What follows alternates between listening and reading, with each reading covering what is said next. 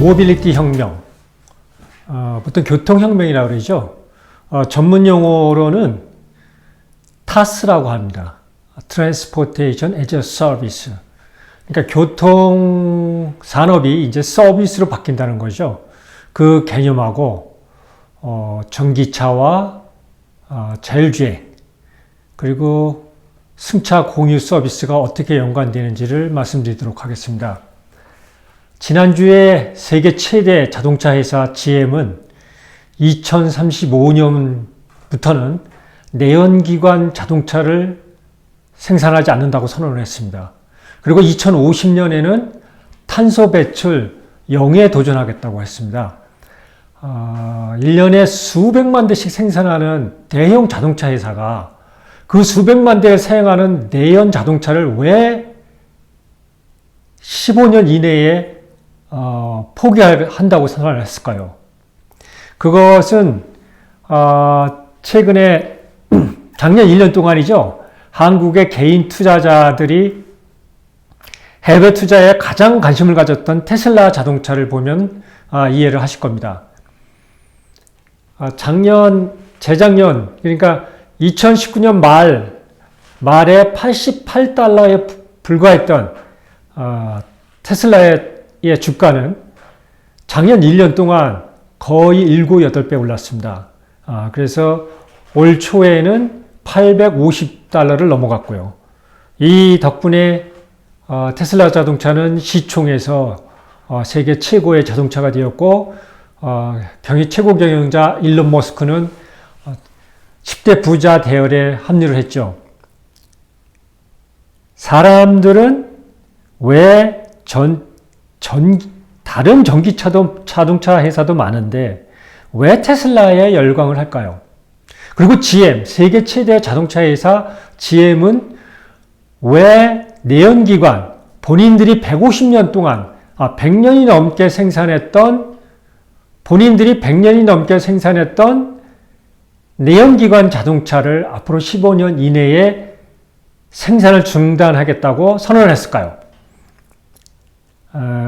이것은 단순히 자동차 산업을 내연기관 자동차냐, 전기 자동차냐 하는 하드웨어 개념으로 접근하면 이해하기가 어렵습니다.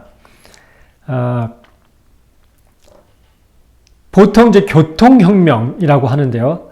TaaS, Transportation as a Service.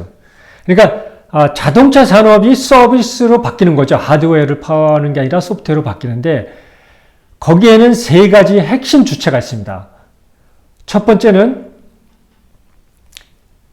자동차죠. 자동차가 전기 자동차로 바뀌는데 이것은 단순히 석유 연료를 사용하는 데서 전기 에너지로 사용하는 에너지 효율과 환경의 문제는 아닙니다. 테슬라 자동차가 저렇게 임기점을 지나면서 모든 사람들이 관심을 갖고 또 덩치가 10배, 20배 큰 기존 자동차 산업들을 다 뒤집어 엎는 것은 기본적으로 개념이 바뀌었기 때문입니다. 테슬라 자동차는 자동차가 아닙니다. 테슬라 전기 자동차는 컴퓨터입니다. 도로를 달리는 컴퓨터. 그런데 사람도 탈 수 있는. 그죠? 기존 자동차 회사들도 현대자동차, 현대차도 그렇고요. GM차도 그렇고 BMW, 벤츠 대부분의 모든 자동차는 인터넷이 됩니다. 그런데 그것은 사람이 타고 다니는 자동차의 인터넷이 되는 거고요. 테슬라 자동차는 자동차가 아니라 인터넷입니다. 도로를 달리는 인터넷. 그런데 사람도 탈 수 있는 겁니다. 이 개념이 왜 중요하냐면요. 기본적으로 교통혁명은 TaaS는 어디서부터 시작을 하냐면요. 우리 인간과 생활이 가장 밀접한 자동차 산업이 우리 인간과 가장 밀접한 관계를 갖고 있죠. 그리고 가장 큰 영역이기도 하고 또 가장 많은 사람들이 여기에서 일을 하면서 생활을 영위하기도 하죠. 그런데 이 자동차는 근본적으로 비즈니스 용어로 엔트로피가 쌓인다고 그럽니다. 가치, 밸류가 닫힌다고 그러는데요. 뭔 얘기냐면은 여러분들이 자동차를 소유함으로써 사실은 인식을 하고 있지 못하지만 엄청난 스트레스가 쌓입니다. 일단 자동차는 몇 천만 원 이상, 몇 억대도 가는 비싼 물건입니다. 그렇게 많은 돈을 들여서 자동차를 사는데요. 그 자동차를 통해서 이동을 할 때 보면은요, 차가 막히죠.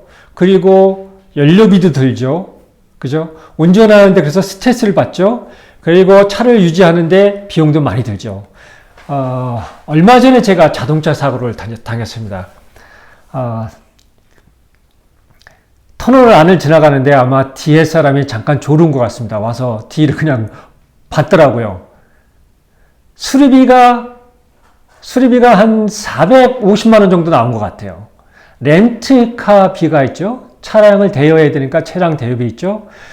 제가 병원을 다니면서 치료를 보니까 치료비가 들죠.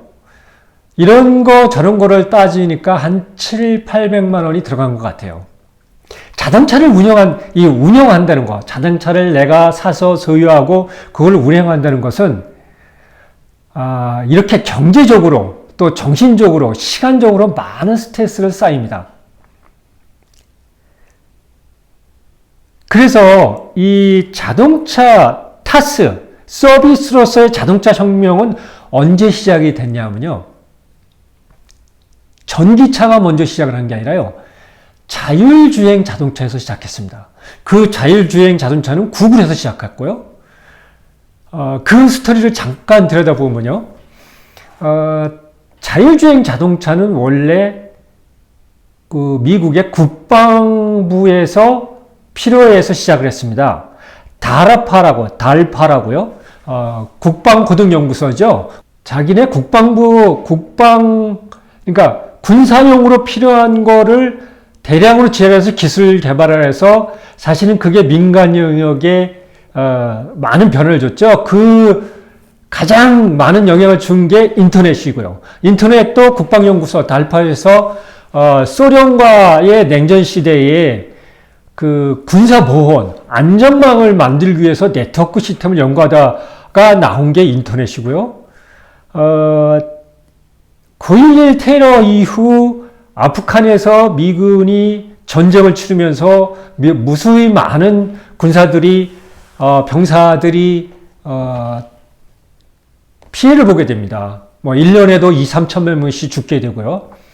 그래서 이걸 줄이기 위해서 무인 로봇으로 정찰을 하고 작전을 하면은 많은 미군들의 생명을 구할 수 있겠다는 생각을 한 겁니다. 그래서 2005년에 달파가 수십억 원의 상금을 걸고 자율주행 자동차 경진대회를 합니다. 1년의 기간을 주고. 이때 핵심적인 역할을 한 게 카네기 멜론 대학의 기계공학과 팀들입니다. 이들이 참가하고 다른 데서 참가하고 1년 동안 해서 자율주행 경진대회를 했는데 사실은 성공한 팀이 하나도 안 나왔습니다. 그리고 다시 상금을 더 올려서 2007년에 시작을 합니다.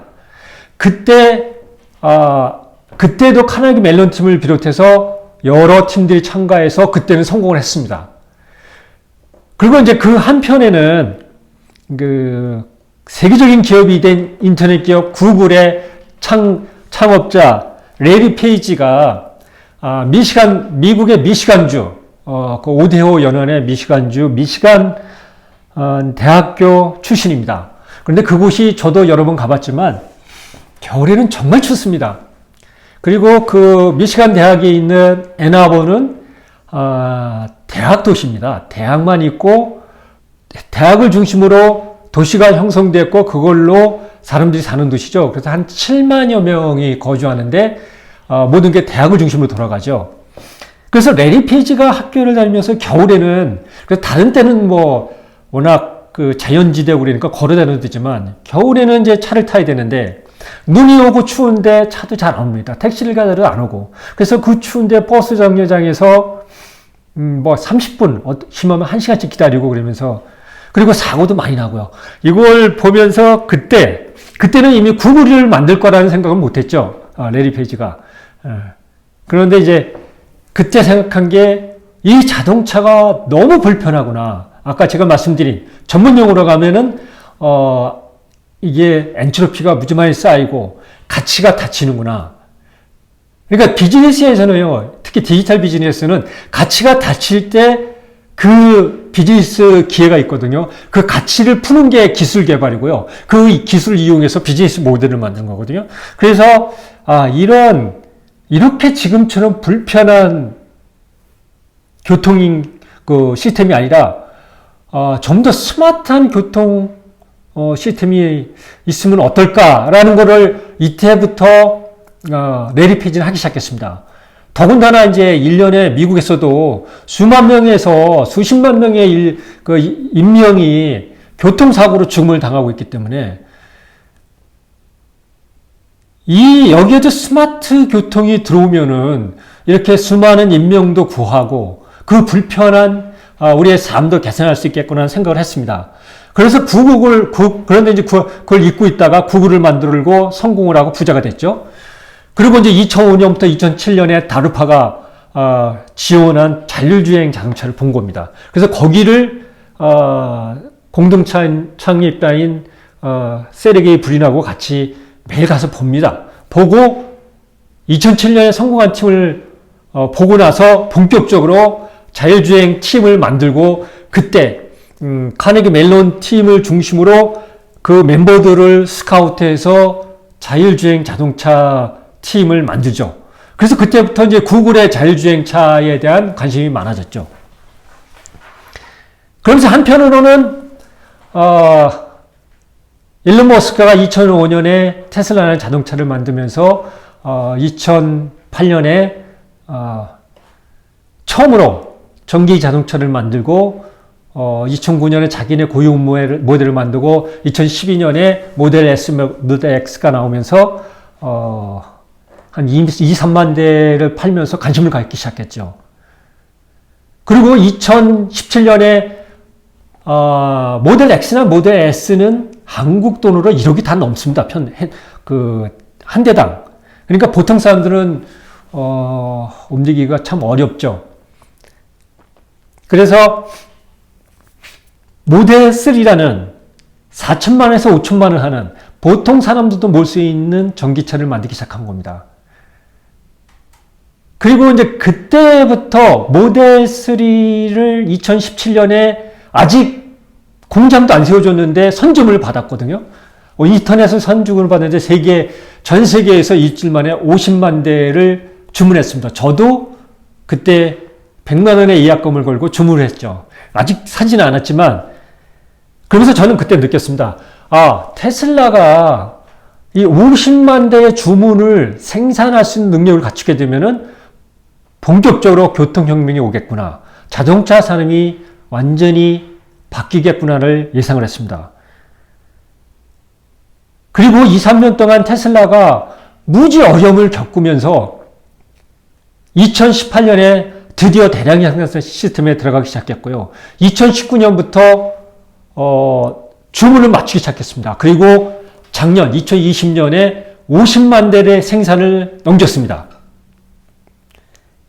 그러니까 테슬라가 이제 120년 전에 포드가 T모델을 하면서 양산 체제를 본격적으로 하면서 산업을 바꾸고 자동차 산업이 우리 생활의 핵심 산업이 되도록 만든 거와 같은 역할을 테슬라가 하기 시작한 겁니다. 그래서 작년에 테슬라 주식이 7배, 8배 뛴 겁니다. 그리고 GM, 세계 최대 자동차 회사 GM은 자기네 그 내연기관을 앞으로 15년 내에 포기하고 모든 자동차를 전기 자동차로 만들겠다고 선언한 겁니다. 그런데 여기서 주목할 것은 전기 자동차는 그 이전에도 있었습니다. 그런데 그때 전기 자동차는 그야말로 내연기관에 화석연료를 쓰던 그 시스템에서 그 에너지원을 전기로만 바뀐 겁니다. 테슬라 자동차는요, 전기로 쓰는 그 시스템이 중요한 게 아니라 테슬라 안에 자동차 안에 모든 부품과 운행 시스템이 데이터가 컴퓨터로 모아집니다. 테슬라는 움직이는 컴퓨터, 인터넷이라고 그랬죠. 그런데 사람이 탈 수 있는 거라고. 이 개념이 무지 중요합니다. 그러니까 테슬라는 컴퓨터, 그 테슬라 자동차는 컴퓨터이기 때문에 그 안에서 이루어지는 모든 데이터가 중앙 컴퓨터에 모여지고요. 특히 테슬라의 자동차는 중앙 집중적인 컴퓨터 시스템입니다. 다른 자동차들도요, 컴퓨터가 많이 들어갑니다. 우리 가장 보급형인 아반떼 자동차에도요, 12대 이상의 컴퓨터가 들어갑니다. 그렇지만 다 분리된 시스템입니다. 각자 부품마다 따로 제어를 하죠. 테슬라 자동차는 중앙 집중식 제어 시스템입니다. 그럼으로써 그 안에 있는 데이터를 모두 모아서 클라우드 시스템으로 보내고요. 그리고 그 50만 대 지금 팔렸죠? 그 50만 대의 테슬라 자동차의 모든 운행 정보들이 다 테슬라의 클라우드 시스템에 들어갑니다. 그러면서 데이터를 분석을 하죠. 그래서 자체의 기능에 대한 문제, 그리고 테슬라가 운행하면서 다른 데이터, 지도나 교통 시스템이나 이런 데이터와 융합을 해서 들어옵니다. 테슬라가 자율주행차를 할 수 있는 이유는 여기에 있습니다. 그 데이터를 모아서 알고리즘을 만든 겁니다. 그래서 첫 번째, 교통혁명은 전기차가 필수적입니다. 이때 전기차는 컴퓨터입니다. 자동차가 아니고, 우리가 생각하는 하드웨어 자동차가 아니고 컴퓨터입니다. 껍데기는 어떻게 만들든 상관이 없습니다. 그 다음에 사람이 운전을 하면요, 교통의 엔트로피, 가치가 닫히는 것 중에 연료를 화석 연료를 쓰는 것은 물리적이기 때문에 인간하고는 관계가 없습니다. 그게 유일한 에너지 효율의 문제는 인간하고 관계가 없지만 나머지 모든 부분에는 인간하고 관계가 있습니다. 교통 체증, 이것도 인간들이 운전을 하면서 서로 먼저 가겠다 그러면서 교통 체증이 발생하는 거고요. 교통사고, 한국도 몇천 명씩 1년에 죽고, 미국 같은 경우도 몇만 명씩 그 생명을 앗아가는 교통사고도 인간들은 인공지능보다 훨씬 뛰어난 지능을 갖고 있지만 가장 큰 문제는 산만하다는 겁니다. 집중력이 지속되지가 않죠. 그래서 그 집중력이 지속되지 않다 보니까 실수로 모든 교통사고가 나는 겁니다. 그래서 인간이 운전을 하게 되면은 교통혁명을 할 수가 없습니다. 그러니까 데이터를 모아서 컴퓨터 시스템에 집어넣고 알고리즘을 만드는 겁니다. 그 알고리즘을 자율주행차라고 부르는 겁니다. 그래서 영어로 표현하면요,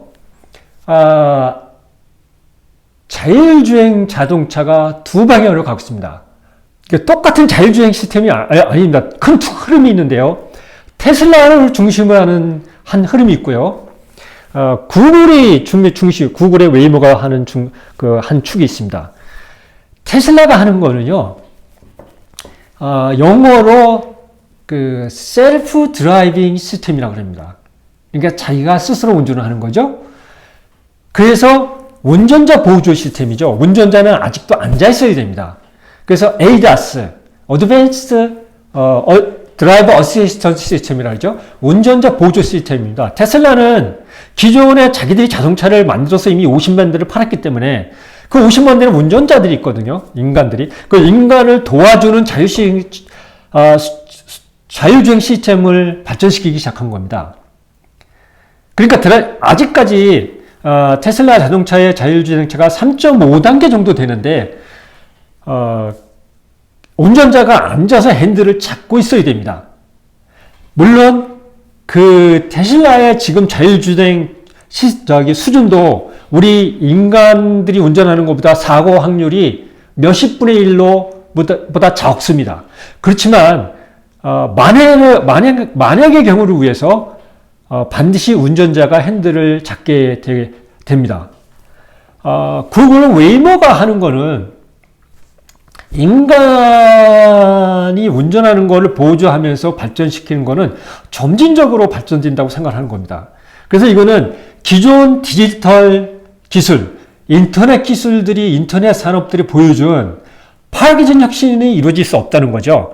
왜냐하면 기존 산업에서 점진적으로 증가할 수밖에 없기 때문에 이것을 파괴적으로 하는 거는 운전자를 도와주는 시스템이 아니라 별도 자동차의 컴퓨터가 스스로 움직이는 구글의 알파고가 우리 인간 바둑기사를 도와주는 게 아니라 스스로 자기들끼리, 그러니까 구글의 알파고는 인간과 바둑을 두면서 배운 게 아니라요. 알파고 1, 알파고 2, 두 대의 알파고가 자기들끼리 바둑을 두면서 스스로 바둑을 체득한 겁니다. 똑같은 원리를 자율주행차에 도입을 한 겁니다. 그래서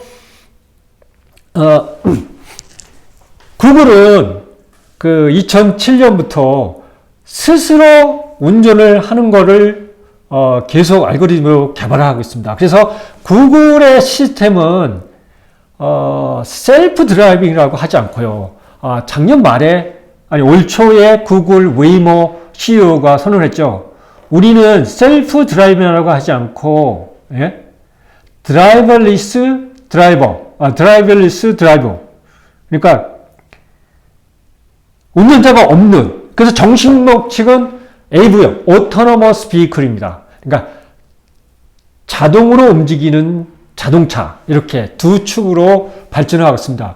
어떤 게 더 난지는 지금은 알 수가 없습니다. 왜냐면은, 이 자율주행 자동차가 2007년에 달파, 미 고등국방연구소에서 대회를 열어서 2007년에 자율주행차, 한 15km 정도 달리는 자율주행차를 성공했을 때는 매우 낙관적으로 봤습니다. 기술자들이.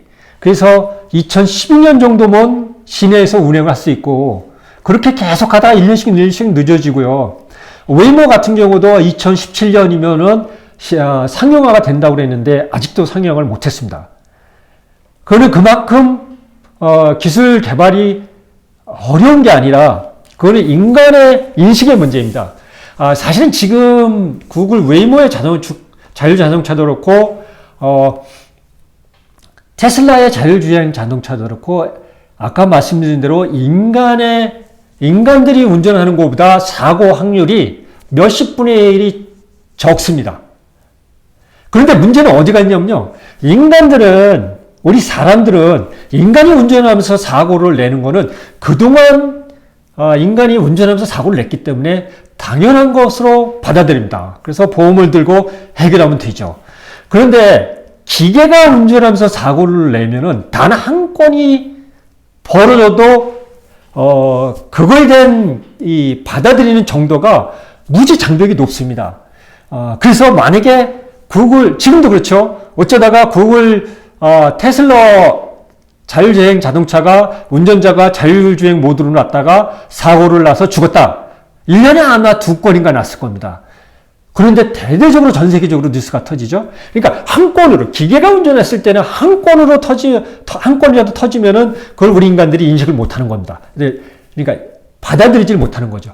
그래서 아직까지 자율주행차가 상용화가 못 됐습니다. 그래서 앞으로 자율주행차가 상용화가 되느냐 아니냐는 우리 인간들이 이것을 얼마큼 받아들이냐에 달려있는 것 같습니다.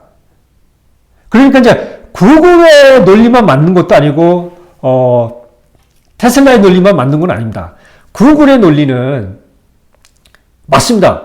파괴적 혁신을 하기 위해서는 기존의 방식을 버려야 되거든요. 그런데 이제 구글의 방식은 이 문제가 생긴 거예요.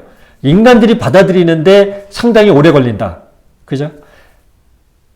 반대로 테슬라의 방법은 우리 파괴적 혁신을 못하지만 또 장점이 있습니다.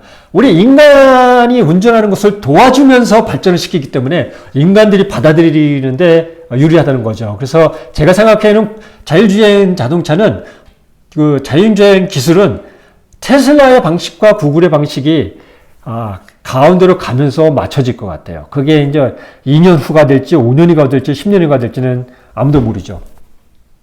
그래서 이제 자율주행차는 그렇게 가고요. 그래서 자율주행차와 전기차가 같이 갈 수밖에 없고요. 컴퓨터가 있어야 자율주행의 알고리즘이 되고요. 알고리즘을 시행하려면 컴퓨터가 있어야 되고요. 그래서 같이 가야 되고요. 그리고 문제는 또 하나의 핵심적인 요액은 우버나 리프트 같은 승차 공유 서비스입니다.